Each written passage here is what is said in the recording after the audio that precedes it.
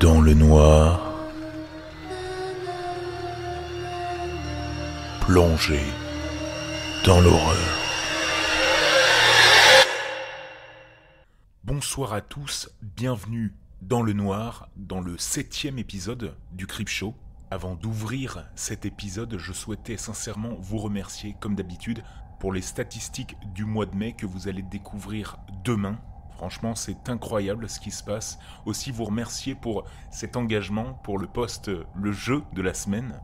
Il s'agit du post le plus liké, le plus commenté depuis la création de la page. Je vous en remercie.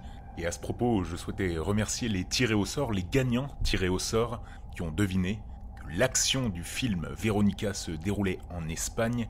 D'ailleurs, sachez que c'est le seul cas policier reconnu comme paranormal dans l'histoire de la police espagnole. Donc je voulais remercier Orsana Minari, Nicmaël Laforgue, Maud Barillo, ainsi que Vincent qui a commenté sur la page, et David Abété. Pour ceux qui ne connaissent pas ou qui n'ont pas encore liké la page, rendez-vous sur Facebook, @danslenoirpodcast. Très rapide aussi, des remerciements sur Castbox à l'utilisateur Azrael, ainsi que sur Apple Podcast à XScalibur, qui m'ont tous deux mis une revue 5 étoiles. Je vous remercie, c'est vraiment top. Et pour ceux qui ne l'ont pas encore fait, je vous engage, je vous invite à mettre une revue sur l'application de streaming que vous utilisez. C'est tout pour les remerciements. J'ouvre ce 7e épisode du Creepshow avec aujourd'hui une histoire qui me fait plaisir sur un jeu vidéo, Animal Crossing, une histoire hantée qui va vous faire flipper pour ceux qui y ont passé des jours ou des nuits dessus, et même pour ceux qui ne connaîtraient pas le jeu. Je vous invite à l'écouter, puis restez en ligne, le témoignage de la semaine est très spécial, et pour cela, il va falloir attendre un petit peu. Enfin, 2 recommandations cette semaine. La première de la part d'un auditeur, je vous invite à l'écouter parce qu'elle est top, Christian, j'en profite pour saluer ses amis Nanou et Pliss. Et la deuxième, sur un youtubeur très connu que je suis sûr que vous connaissez, découvrez-le à la fin de l'émission. Et tout de suite, comme d'habitude, l'histoire longue qui va vous faire cauchemarder, j'en suis sûr, sans plus attendre, dans le noir, faites face à l'horreur.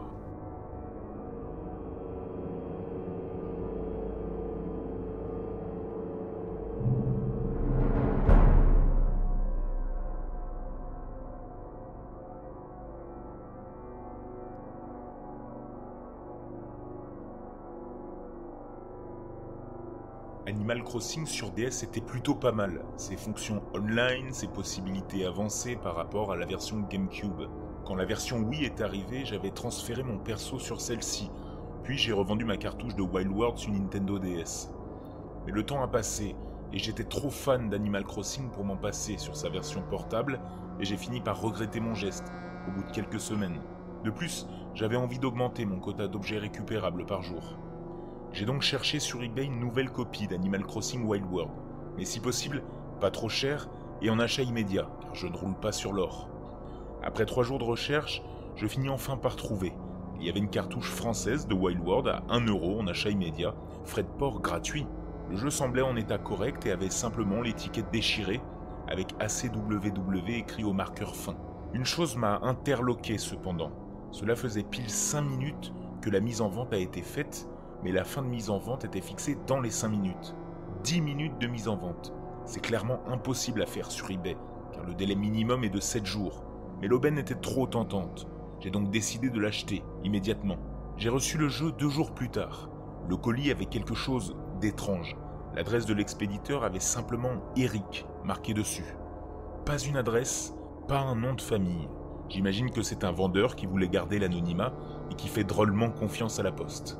Quoi qu'il en soit, le jeu était dedans, comme décrit, avec son étiquette déchirée mais en excellent état à part ça. Pressé de voir ce que ça donnait, je lançai le jeu avec ma DS Lite. Dès le démarrage, je vis quelque chose de bizarre. Quand le logo Nintendo apparut, la voix qui lisait le nom de la marque n'était pas la voix habituelle, style Animal Crossing. C'était une voix basse, presque démoniaque, comme dans le jeu Luigi's Mansion au même moment, mais lue à l'envers. Je me dis que c'était probablement un petit bug passager, mais je vis que ce n'était pas ça, tout de suite après. Quand l'écran titre se lança, ça montrait un village normal, avec les habitants et tout, excepté que le ciel était rouge. Attention, pas rouge orangé comme on le voit le soir ou tôt le matin dans le jeu. Uniformément rouge sang, sans nuages, sans soleil, rien que du rouge. Comme si la texture du ciel avait été enlevée et que du rouge se cachait derrière. Il n'y avait pas de musique non plus. Je me dis que finalement la cartouche n'était pas le Animal Crossing DS qu'on connaissait, mais plutôt une copie bêta ou piratée du jeu. Un bootleg, comme on dit en anglais. Mais par curiosité, je continuais à regarder le jeu en profondeur. J'appuyais sur Start et je fus accueilli tout de suite par l'écran de menu. Il y avait déjà une sauvegarde. La ville s'appelait Erktown. Les 4 slots étaient déjà pris. Je fus interloqué par les noms des personnages sauvegardés. Turn, Back, Or et Die. En anglais, fais demi-tour ou crève. Chose encore plus étrange, l'option pour effacer une ville avait disparu. Il y avait un espace vide à la place. N'ayant pas le choix, je choisis la première partie, Turn. Mon perso était un garçon complètement normal, un look sympa, avec un t-shirt et une casquette Mario, mais sans la moustache. Alors que j'allais re-rentrer dans la maison pour y jeter un œil, je resta choqué en regardant aux alentours. L'endroit où j'étais n'était pas du tout la ville de l'écran titre. J'étais devant une maison, à sa taille maximale dans le jeu, et autour, rien. Pas d'eau, pas d'herbe, pas de bâtiments, pas d'insectes, pas d'arbres, pas de fleurs, même pas de musique, rien que de la terre, à perte de vue, et un silence pesant. J'essayais de rentrer dans la maison, mais un message apparut, comme si l'habitant de la maison était absent. Le message disait autre chose. « Meurs !» en très gros, comme quand Resetti hurle à son plus haut niveau. Flippé, ne pouvant rien faire d'autre, je commençais à monter vers le nord. Je montais, sans jamais rien qui m'arrêtait en route, pendant de longues minutes.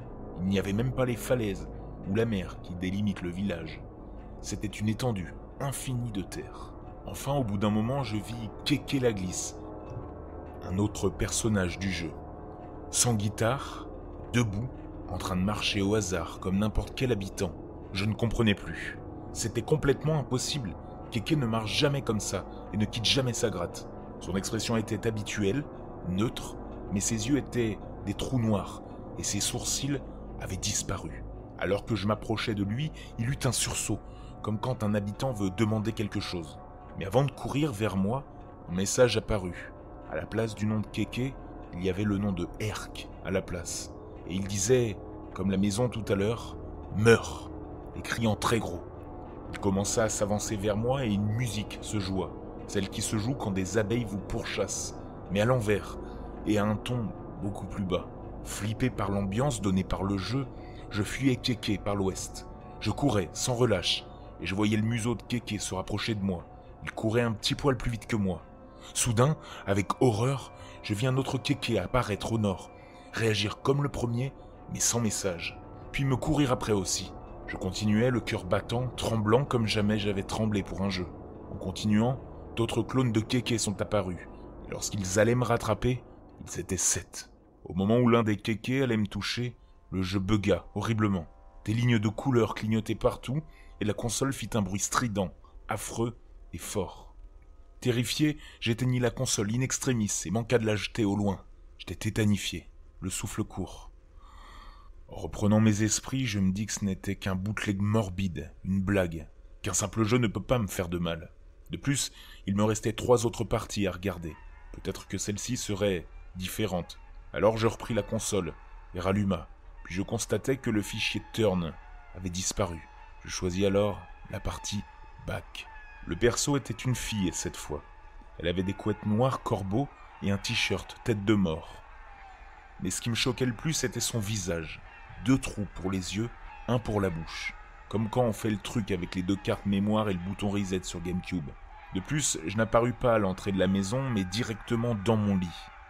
Je remarquai soudainement quelqu'un debout, à côté de mon lit. C'était Turn, dans le même état qu'à mon dernier jeu. Mais son modèle n'avait plus de texture. Il était tout blanc, un peu comme la chatte sans visage dans le jeu. En descendant du lit, je vis que je pouvais traverser mon corps. Rien ne se passait quand j'essayais de lui parler. Mais l'esprit se tournait dans ma direction, à chacun de mes mouvements. Je descendis les escaliers. Bizarrement, la maison n'avait qu'une salle, alors qu'elle en a au moins 5 dans sa version finale. Elle était vide, avec le décor de base de la maison, mais la salle était à sa taille maximale. Comme objet, il n'y avait que des peintures le long des murs. Elles représentaient des motifs faits maison, sur fond noir, avec chacun une lettre. En les lisant de gauche à droite, ça formait les mots Eno Duo Yeva Ta, avec un point d'interrogation espagnol à l'envers à la fin. Un message codé sans doute. Sans y faire attention, je sortis de la maison. Je me retrouvais dans le désert de terre, comme prévu, sans musique, mais cette fois j'étais entouré par plusieurs habitants au hasard. Ils marchaient au hasard dans le coin autour de la maison et ils avaient tous l'air dépressifs, avec l'émote qui va avec. C'était vraiment des persos au hasard, car des fois je voyais même Nook ou Opélie. Quand je leur parlais, ils ne disaient rien d'autre que Eno Duo Yevata, en tout petit, la même chose que sur les murs de la maison. Au bout de quelques minutes, j'allais parler à Thibou, lorsque soudainement Resetti jaillit du sol, à mes pieds, et se met à hurler « Meurs !» comme Kéké, avec le nom Herc en libellé. Après le message, mon perso fit l'animation de chaos, comme quand on se faisait piquer par un scorpion. Fondu au noir, et au lieu de me retrouver dans la maison, je me retrouvais à l'écran titre. En regardant le menu, je vis que la partie back avait disparu, à son tour. Je pris l'avant-dernière partie, or. Cette fois, j'arrivais sur une simple image, celle du visage de Resetti, comme si on avait plaqué la texture du visage sur l'écran. Il y avait un son de vent très faible, et un espèce de gémissement bas, comme une plainte humaine ralentie. Toutes les 10 secondes, un message s'écrivait. C'était le même à chaque fois. « Meurs !» Encore une fois. Et il était écrit en tout petit d'abord, puis de plus en plus gros, au fur et à mesure. Le volume du son augmentait aussi à chaque fois, alors qu'à la 10e fois, le texte était grossi d'une taille impossible pour la bulle, le son et l'image se coupaient net, au noir. Puis soudainement, 6 secondes plus tard, un hurlement a glacé le sang, sorti des haut-parleurs à puissant volume, et la texture de Resetti était altérée, en noir et blanc, des trous à la place des yeux, avec du sang bien rouge qui en coulait, et l'image tremblotait horriblement. Cela me fit sursauter tellement que je lâchai la DS et me précipitai pour fermer le capot. J'avais des sueurs froides, et j'avais de plus en plus peur de ce qui pourrait survenir après tout ça. Je ne sais toujours pas pourquoi j'ai repris la DS et les rouverts, mais je l'ai fait. Le jeu était revenu à l'écran titre normal. Il ne restait plus qu'une seule partie disponible. Die, meurt en anglais. Cela ne me présageait rien de bon. Je me retrouvais dans la peau de Bianca, la chatte sans visage. Avoir un personnage que l'on rencontre dans le jeu comme joueur principal était impossible, mais à ce stade, plus rien ne me surprenait. Mon perso n'avait aucun visage. J'étais toujours dans le désert au ciel rouge, mais cette fois la maison avait disparu, et le sol était quadrillé de gyroïdes. Ils étaient tous éteints, face au sud, et ne réagissaient pas quand j'appuyais sur A. Je marchais vers le sud, peu rassuré de ce que je pouvais rencontrer. Soudainement, j'aperçus un panneau dans la marée de gyroïdes. Son message était « demi-tour » et me proposa de choisir une réponse entre oui et non. Je choisis oui et je vis mon perso ne plus bouger, face au panneau. Il ne répondait plus à mes commandes. Au bout de 2 secondes, en un flash, il se tourna vers le sud et son visage avait changé. La caméra zooma dessus. Juste avant que l'écran ne devienne noir et affiche une erreur de type MS-DOS ou Unix qui montrait un tas de chiffres bizarres. Et en haut, la mention « Fatal Error, Buffer Overload ». J'éteignis le jeu et jetai au feu la cartouche. Cette chose était hantée. Cette chose était démoniaque. Je ne peux pas la décrire autrement. Car ce qui était le plus effrayant, ce n'est pas le message. L'enfer t'attend à la prochaine partie, affiché en dessous de l'erreur fatale du jeu. Ni le fait que le jeu n'affiche désormais plus que ça quand on le démarre. Ni même que le compte eBay du vendeur de la cartouche indique qu'il n'existe pas. Le plus terrifiant, c'était le flash d'une demi-seconde où j'ai vu le changement de visage du personnage, juste avant l'erreur. C'était mon propre visage, imprimé sur celui du personnage, avec des trous à la place des yeux et du sang qui en coulait.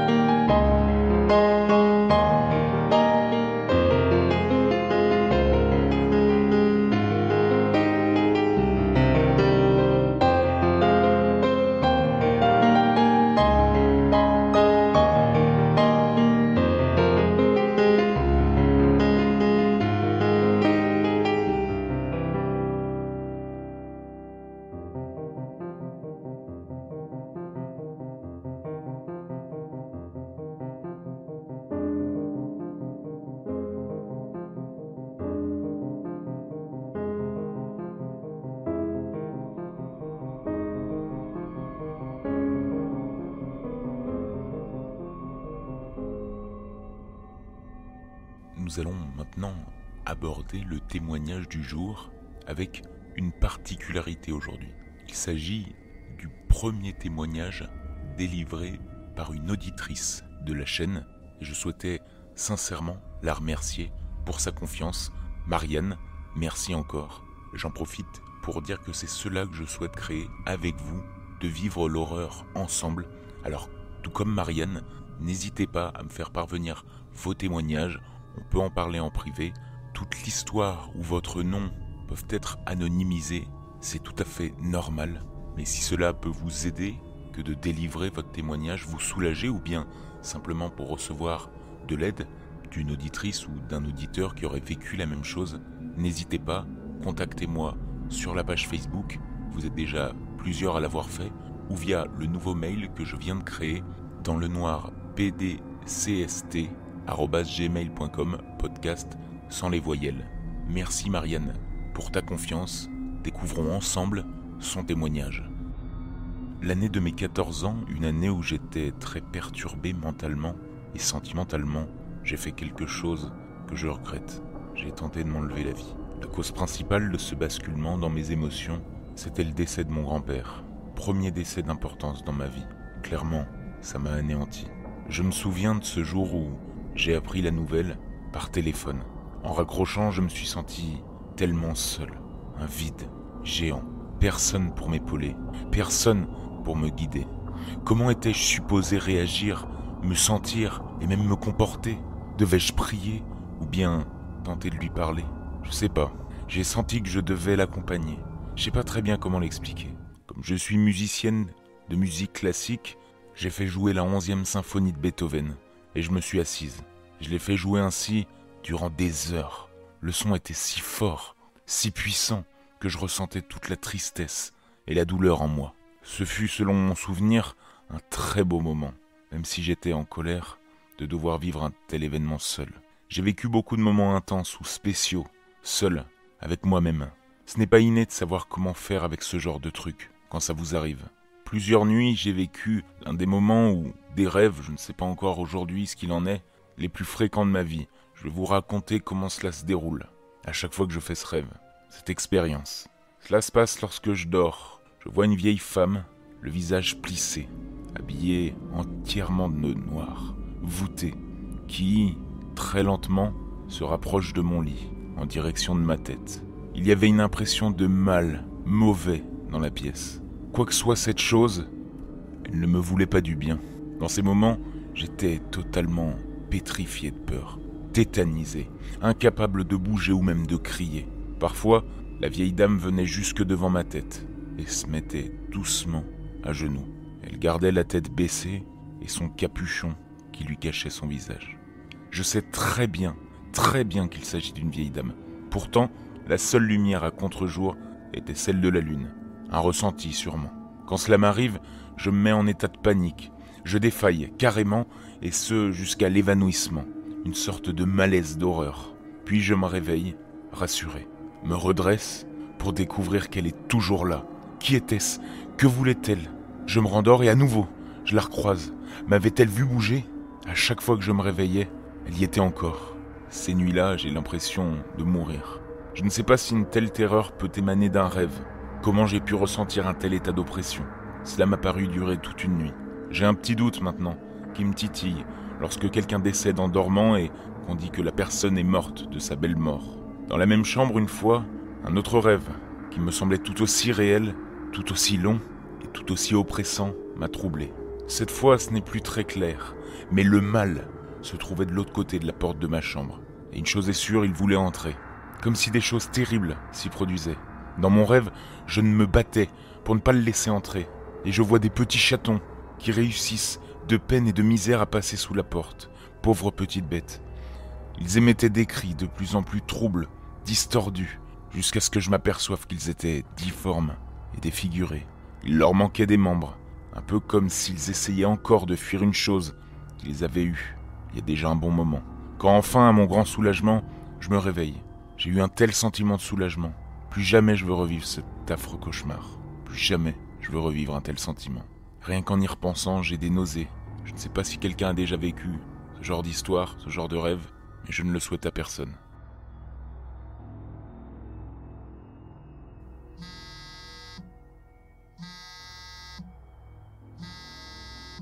Bonsoir à toutes et à tous et bienvenue dans le podcast de Dans le Noir. Alors, on m'a demandé de vous sélectionner 2 comédies horrifiques parmi mes préférées, je vais donc vous en parler. Alors, je précise que ce sont de vraies comédies. Il existe des films à l'humour noir un peu glauques, comme Massacre à la tronçonneuse, ou des films qui font sourire de par leur contexte, comme Les Vendredis 13 par exemple.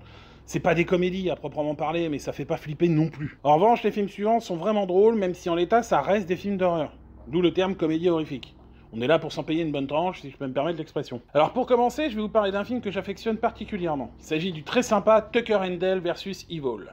Tucker et Dale fight le mal en français. Encore un super titre bien de chez nous, hein. On aura au moins échappé à un truc du style Very Bad Freak. Alors, c'est un film de réalisateur Eli Craig. C'est l'histoire de 2 gentils pecnos qui partent en forêt rénover le vieux chalet de l'un d'eux.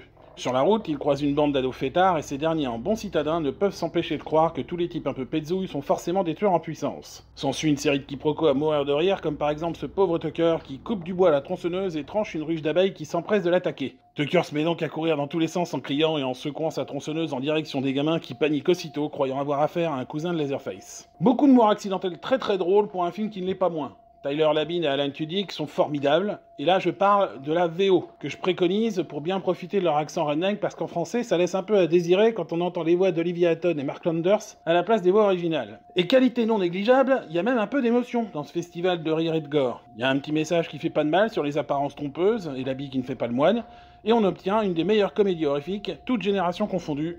Je recommande donc chaudement.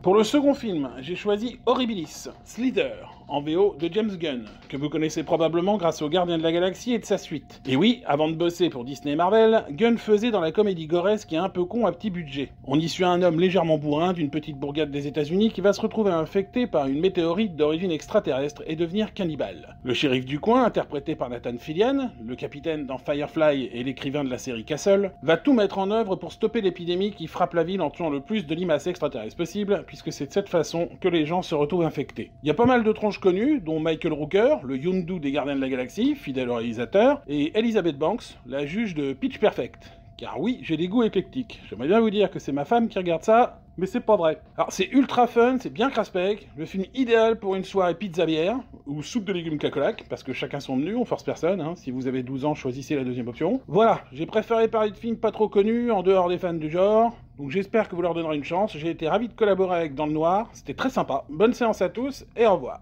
Après ce témoignage, j'aimerais vous faire part d'une recommandation un peu plus longue cette fois-ci, sur un format plus détaillé, puisqu'il s'agit d'un contenu que je suis depuis des années. J'en suis sûr, beaucoup d'entre vous connaissent le créateur de vidéos dont je vais vous parler juste après.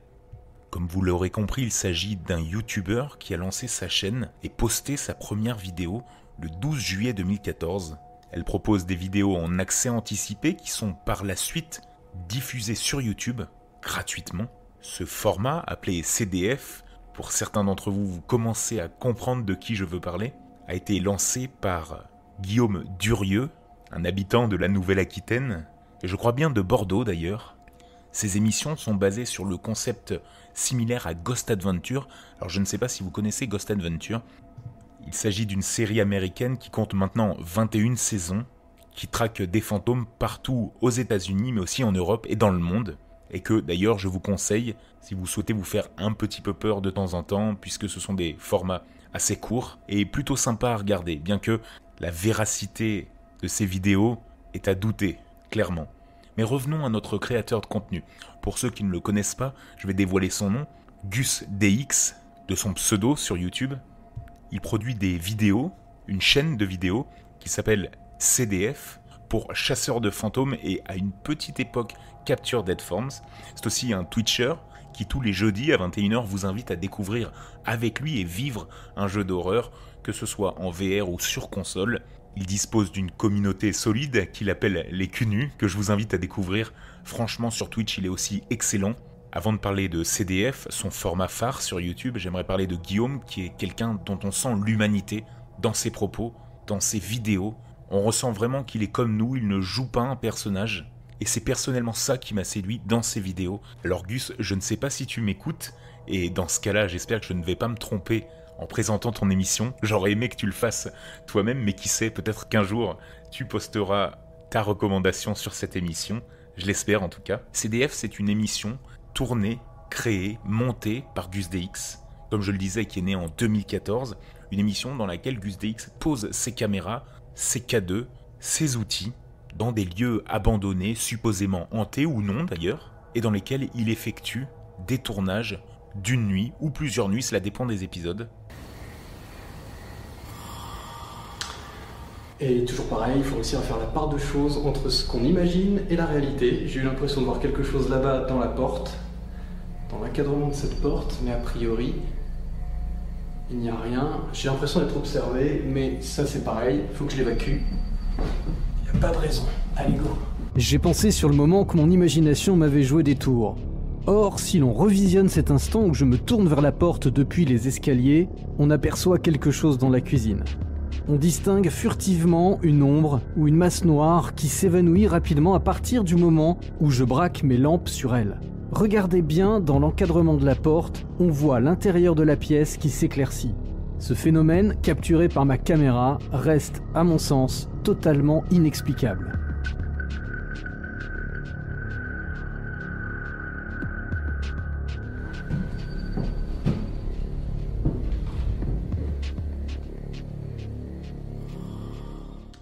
L'enregistrement, simplement, je venais d'éteindre mes caméras, j'allais en fait redescendre pour aller chercher un trépied et il m'a semblé entendre marcher dans l'escalier. Je vous jure que j'ai entendu marcher dans l'escalier 3 pas. Et là je suis juste paralysé. Je n'ose plus bouger, j'ai osé rien dire. C'est un truc de dingue. J'ai eu le sentiment que ça venait de l'escalier. En tout cas, ça vient de là, droit devant moi. Putain, ça continue. La durée de ces épisodes peut varier entre 1 heure et 2 heures, voire plus. Il y a actuellement plus de 23 émissions disponibles. Et vous vivez, avec lui, une nuit dans laquelle il enquête dans ces lieux supposément hantés. Grâce à un art du tournage, du montage maîtrisé, une qualité de caméra, de son, et bien évidemment, ce qui nous intéresse le plus, des choses qui peuvent ou non se produire d'ailleurs, et je vous le confirme, certaines choses accablantes, c'est pour ça que je vous invite à regarder les vidéos, se sont produites, des preuves du paranormal ou non, que l'on y croit ou non. Guillaume Durieux reste toujours très cartésien, il préfère le doute que la conviction du paranormal. Il s'essaye au Ouija et à la Spirit Box, vraiment plein de nouveautés sur sa chaîne, plein de contenus, plein de nouvelles expériences, seul ou accompagné. C'est vraiment excellent. La première fois que j'ai regardé un épisode de Chasseurs de fantômes, j'ai été assez surpris parce que je me disais jamais je tiendrai 1 heure, 1 heure et demie à suivre quelqu'un dans une maison seul, mais c'est par son charisme, par sa manière de présenter, par les blagues, mais aussi par les moments de tension, qu'il arrive à nous garder en éveil devant sa vidéo, et clairement, qu'il se passe quelque chose ou non, vous avez toujours une tension à l'écouter, encore plus si vous l'écoutez de nuit. Je vous le conseille sérieusement, et je n'ai jamais pu prendre la parole là-dessus, et j'en profite. En 2016, et c'est peut-être pour ça que vous le connaissez, Gus DX a fait une vidéo qui a été débunkée, comme quoi elle avait été truquée. C'est le vidéaste Samuel Buisseret qui va débunker cette vidéo, celle du château de Moncade qui a aujourd'hui été supprimé.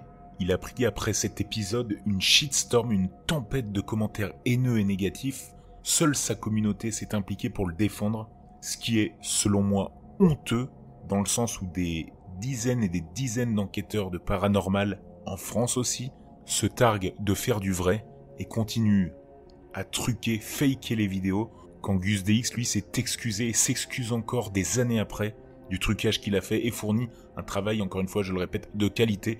Je vous invite sincèrement à découvrir sa chaîne, à découvrir, pour ceux qui aiment les jeux vidéo, sa chaîne Twitch. C'était la recommandation version long format de la semaine. C'est la fin de ce 7e épisode du Creep Show. Je vous remercie de l'avoir écouté, d'être toujours plus nombreux à suivre la page Facebook et à donner des notes sur Apple Podcast et tous les réseaux sociaux. Je vous le rappelle, vous pouvez à tout moment contacter la page Facebook pour me transmettre vos témoignages me transmettre facilement vos recommandations. Il suffit d'un message vocal pour être diffusé dans l'émission. C'est toujours un plaisir de vous écouter. Sur ce, merci encore. Je vous souhaite une excellente semaine dans l'attente du prochain épisode. Excellente semaine à tous dans le noir.